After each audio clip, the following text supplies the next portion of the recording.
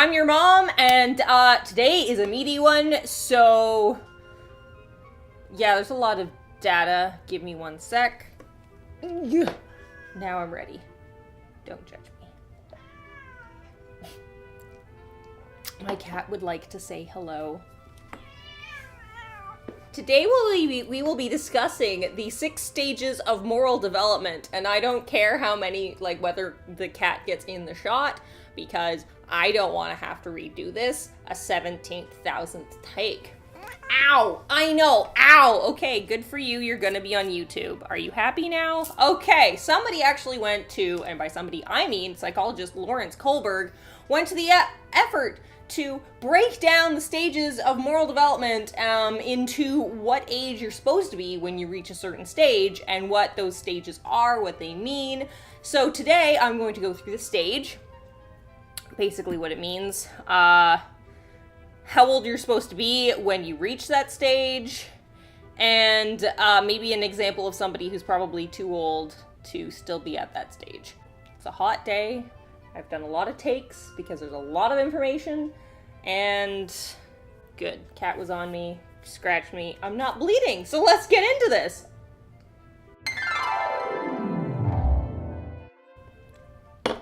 Stage 1 is obedience and punishment. So this is like toddlers who, like, you're a toddler, you're a baby, you don't know right from wrong, basically.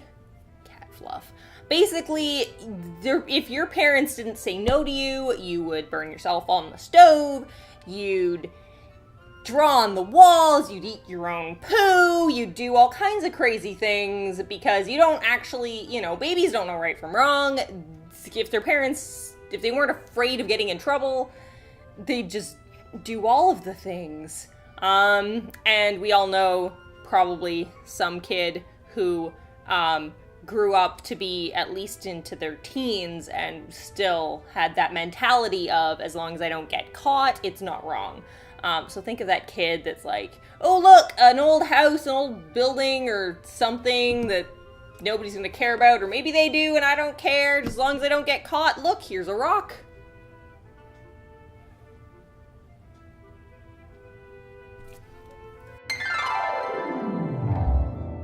Stage 2 is self-interest, and this is pretty self-explanatory. This is like the me. I want the gold star. We're talking kindergartners here. I want the gold star. I want to be mommy's favorite. I want to be this and that and all these other things, and I'm the best that ever was, and everybody should pay attention to me at all times. I'm so important. Give me stickers. Give me love and attention and all of those things, and we all know one person who's an adult who still behaves that way. He's currently running the American government. And I'm not even sorry to say that. At this point, we're well past subjectivity here. I'm just gonna, you know what? Stage 3 is conformity and interpersonal control. Now this is people that are all about approval. So you remember, like, when morals were all about what was cool and what wasn't? You're that 10-year-old who's all, oh my god, she's so uncool. She's got, like, the wrong color sweater on today. Let's go bully her because she doesn't fit in. As long as you fit, as long as you conform to this whatever, and you play by those rules. And as adults, if you want somebody who never grew out of that, look at Harvey Weinstein, and his argument for his actions was basically, well, it was normal, so it must have been okay. Stage 4 is authority and social order. So these are the people that follow rules because of the sake of rules, and they don't even care if those rules make sense or not.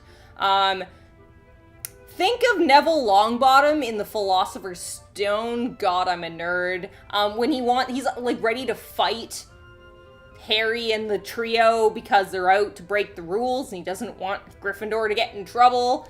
Meanwhile, they're off to save the world. Now, to his credit, Neville didn't know this, but he's one of those people. We've known that person. That nosy neighbor that calls the municipal government when your lawn is 2 inches too long?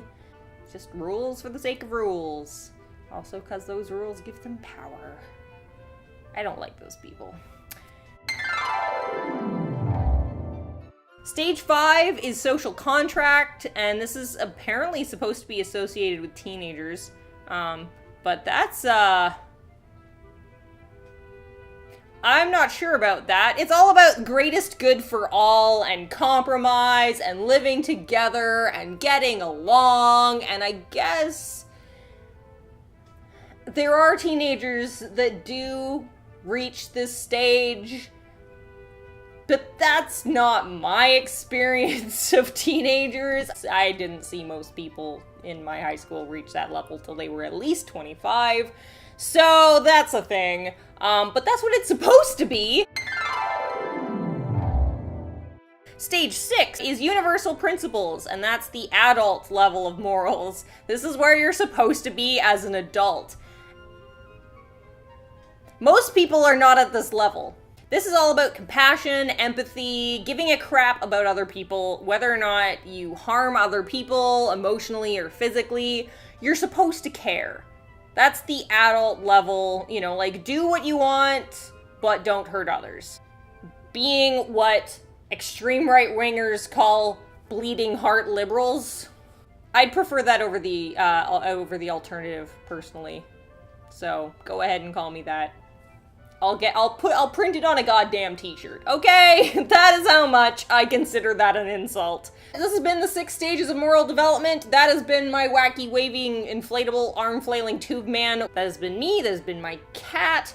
So, I don't know what next week's is gonna be. Maybe emotional intelligence, maybe oxytocin. Those are the ones I'm currently thinking about, but I haven't completely made up my mind. It could be something else entirely. So hit the subscribe and the little bell icon, and I will see you next week with something hopefully way more concise than this one.